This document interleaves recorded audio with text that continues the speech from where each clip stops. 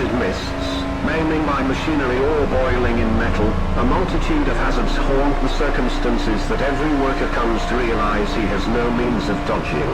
Capture by molten steel, a substantial place of concern at this foundry, is fated at the very second of its occurrence. The victim has no means of being rescued and dies instantaneously. Irreparable incineration, a dematerialization, or dissolution of sorts, with nothing tangible to recover. There is no other occasion where death and cremation synchronize. Due to the density of steel even in its liquid form, it struggles to secure the entire body, swallowing all that it manages to capture, an isolated, inorganic section of the frame remaining on the surface. Falling with one's head first is most advantageous to the victim.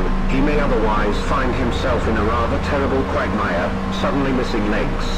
A wretch who is unfortunate enough to be in this situation realizes all too easily the convenience of his death, occurring simpler than every feat and object of his rapidly sinking life. Unfortunately, the trauma lends him too quickly for a certain notion to be conceived that every facet of living has culminated randomly, that this culmination is purposeless and detached from any true facet of living, and his entirety dissolves on a note of chance and calamity.